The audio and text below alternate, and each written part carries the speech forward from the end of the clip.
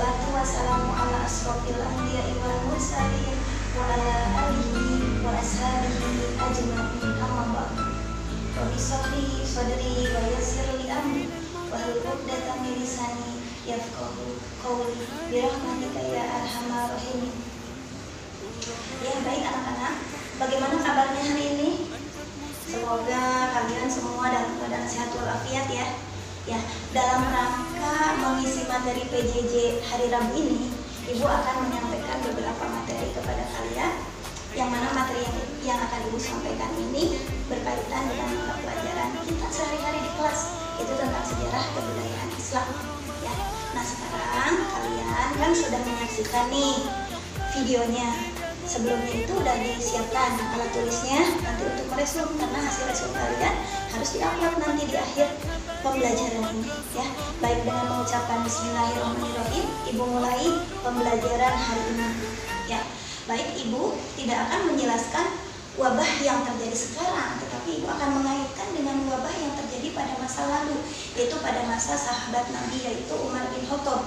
Oleh sebab itu, kamu amati materi Ibu ini, lalu setelah amati nanti kamu analisa dan kamu buat resumnya sesingkat-singkatnya dan ambil hikmah di balik semua itu. Baik ya anak-anak, kita akan mulai. Jadi tema kita hari ini adalah hikmah di balik semua. Kita perhatikan poin pertama yang sudah Ibu siapkan. Wabah pada masa sahabat Rasulullah ini menurut hadis dari Aisyah radhiyallahu anha. Ya. Wabah pada masa itu terjadi yang disebut dengan, pada masa itu ada macam-macam wabah yang terjadi pada masa Nabi. Ada diantaranya selain pes, lepra, ada juga wabah yang disebut dengan taun. Apa anak-anak? Taun. Nah, ini Ibu udah bikin bundar-bundaran nih. Tetapi niatnya sih bikin jenis-jenis virus. Tapi ya apa daya, mungkin gambar Ibu nggak sempurna ya, karena buru-buru juga gitu. Nah, kita akan membahas apa itu taun. Baik, kita lanjut ke bukan slide ya, namanya sheet selanjutnya. Taun artinya wabah atau penyakit yang berbahaya dan cepat menyebar. Nah, kalau kita kaitkan dengan wabah yang terjadi di negara kita atau di dunia, sama kan? Cepat menyebar. Makanya kita banyak sekali yang kita lakukan, di antaranya kita harus selalu menjaga kebersihan seluruh badan kita ya.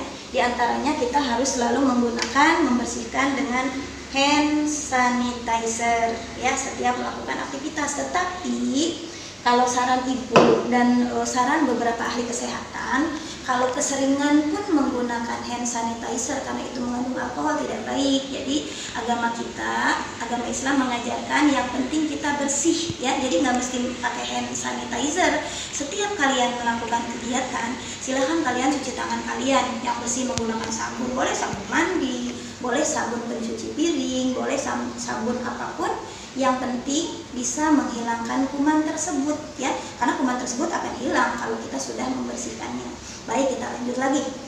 Nah, taun ini yang tadi Ibu bahas itu terjadi pada masa sahabat Nabi, yaitu Umar bin Khattab ya. Ketika itu Umar bin Khattab diperintahkan untuk meresmikan sebuah kota yang ada di Baitul Maqdis, atau mau meresmikan Baitul Maqdis. Tetapi sebelum melewati Baitul Maqdis, nah Umar bin Khattab ini melewati sebuah kota ya, sebuah kota yang bernama Imwas. Tahu nggak Imwas? Ya, memang sih Ibu juga belum pernah ke sana ya.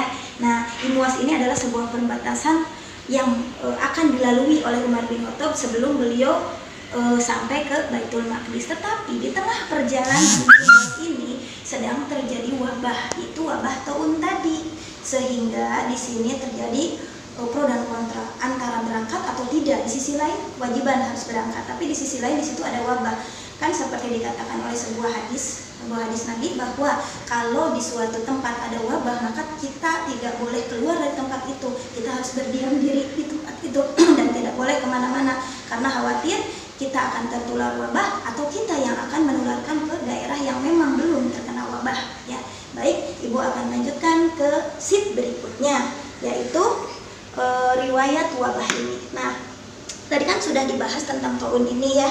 Nah, taun ini menurut ahli riwayat Al-Waqidi yang dikutip oleh Imam Ibnu Katsir menyatakan bahwa dengan adanya wabah taun pada masa zaman dahulu atau pada masa zaman sahabat ini bisa menelan korban jiwa per 3 hari itu. Bayangkan anak-anak 70.000 ya.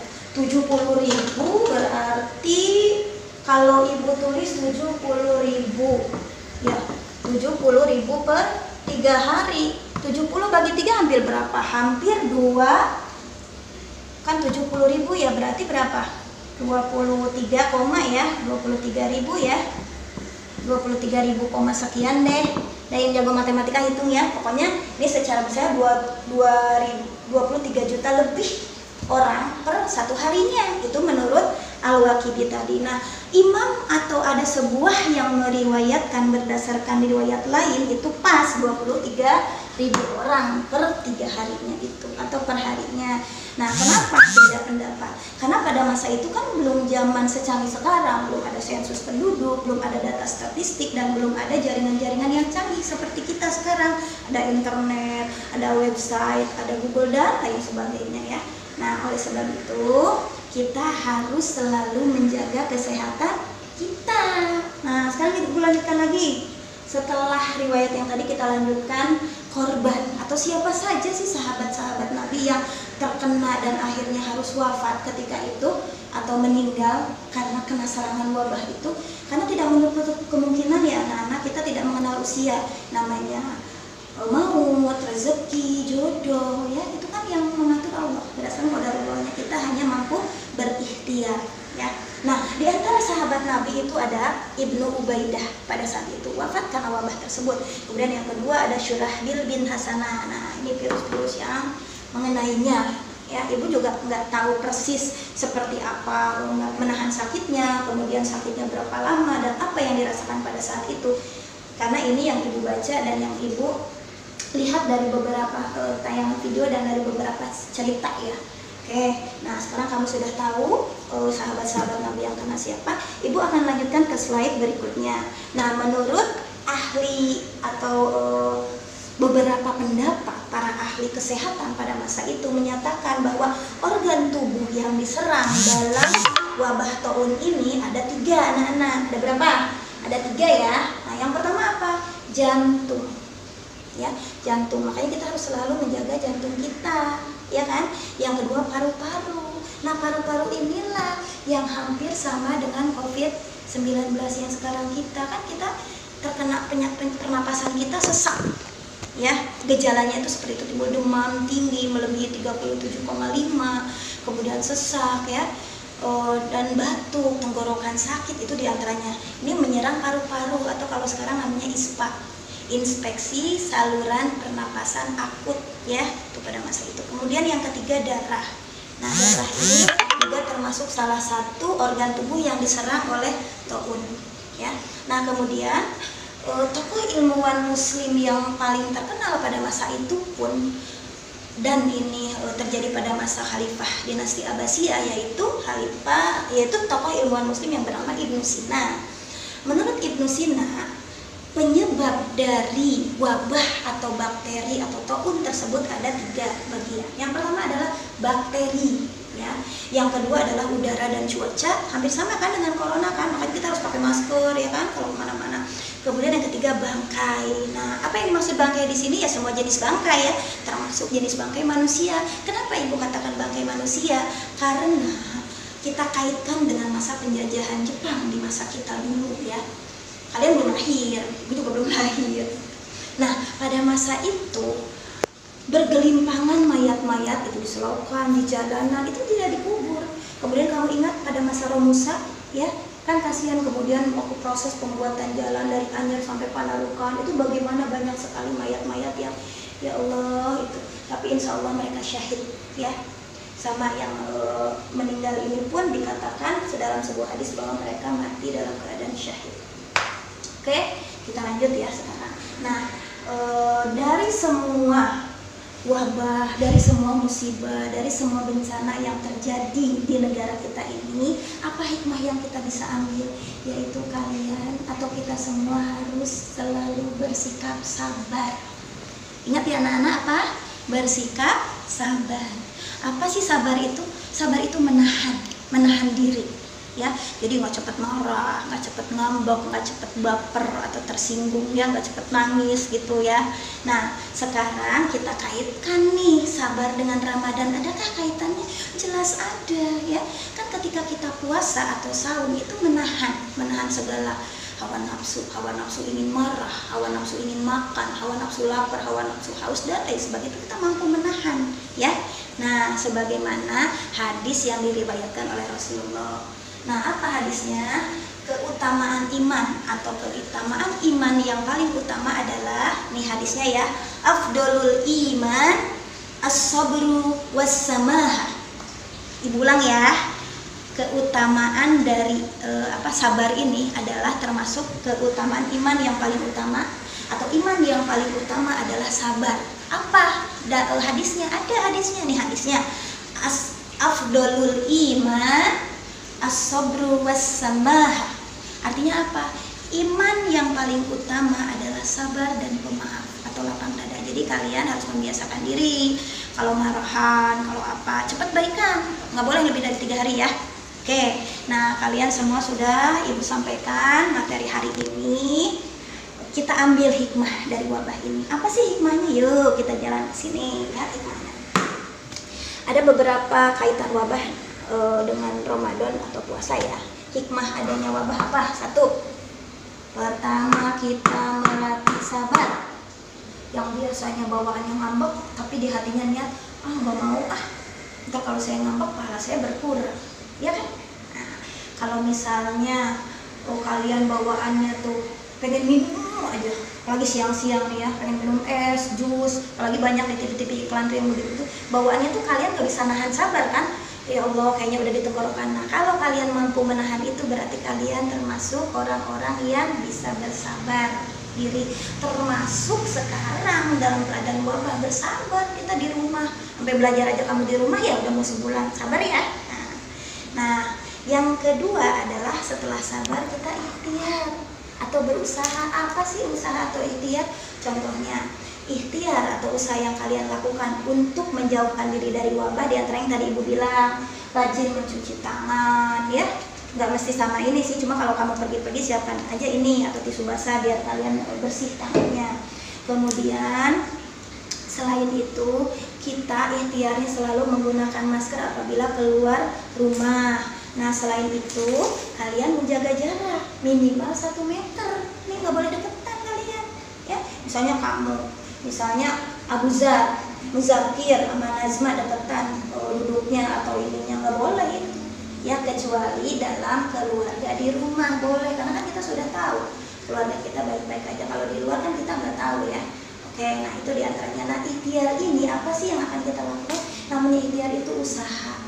Nah, hasil dari ikhtiar ini kembali lagi kita harus sabar menunggu hasilnya. Nah, hasilnya ini kita kembalikan kepada Allah yang disebut dengan tawakal. Nah, tawakal inilah yang nanti membuahkan dari qadarullah tadi. Jadi hasil dari buah kesabaran kita, ikhtiar kita, lalu kita tawakal. Nah, hasilnya kita pasrahkan kepada Allah. Ya kan, kamu juga tahu di dalam surat Al-Quran ada ya, di dalam surat Al-Ikhlas, kita sebagai umat muslim meminta pertolongan kepada siapa? Hanya kepada Allah. Ada ayatnya ya. Siapa yang udah bisa coba? Pasti bisa semua, anak kata baru bisa. Suratnya pendek kan ya, tapi maknanya dalam surat Al-Ikhlas ya. Ibu bacakan, Bismillahirrahmanirrahim. Allahus Somad. Jelas kan? Allah lah tempat kita bergantung. Artinya bergantung bukan kamu gelantungan begini atau kayak kertas-kertas ibu digantungin, bukan, tapi menggantungkan segala harapan, segala keinginan, segala doa. Insya Allah, Allah lah yang akan menentukan hasil kita. Kita tidak boleh minta kepada selain Allah. Ya, anak, mungkin materi yang Ibu sampaikan hari ini cukup sampai di sini dulu. Besok-besok Ibu kalian akan dapat lagi ilmu atau pencerahan dari dua-dua kalian yang lain. Ya, kalau Ibu hari ini menyampaikan mungkin sangat sederhana dan masih banyak sekali kekurangan di mana-mana. Mohon dimaafkan ya anak-anak ya. Nah, kalau ada yang kata-kata Ibu salah atau keliru, atau kalian mungkin pernah membaca referensi atau dari referensi, nggak apa-apa, sama-sama kita saling belajar, kita saling koreksi ya. Nah, kemudian nanti setelah Ibu tutup ini, kamu silahkan menulis hasil resumenya. nggak usah panjang-panjang, simpel-simpel aja seperti ibu ini kan kalau ibu globalin itu banyak sekali, cuman ibu singkat aja yang poin penting-pentingnya aja ya. Diantaranya apa sih ibroh atau hikmah yang akan kamu ambil dan kamu harus ambil dari materi ini. Jangan sampai ibu ngomong digratisin atau ya kamu ambil jangan, itu buang-buang waktu ya kan. Nah ibu ingin kalian memiliki ibroh ini yang tadi ya, berarti sabar kalian, berarti kalian menjadi sabar, terus kalian selalu ikhtiar, berusaha. Ingat, kita harus menjadi siswa atau pribadi yang kreatif dan inovatif dalam membangun negara dan dalam beragama Islam. Jadi kita tidak ketinggalan dengan negara lain atau dengan umat lain. Itu saja. Nanti yang terakhir kita ingat harus tawakal kepada Allah Subhanahu wa Ta'ala. Mungkin di akhir pembelajaran ini ibu cukupkan sekian ya, dan terima kasih kalian sudah mungkin menyaksikan, mengamati ya pembelajaran jarak jauh dari ibu hari ini. Kurang lebihnya mohon maaf ya. Wallahul muwaffiq ila aqwamit thoriq. Billahi taufiq wal hidayah. Wassalamualaikum warahmatullahi wabarakatuh.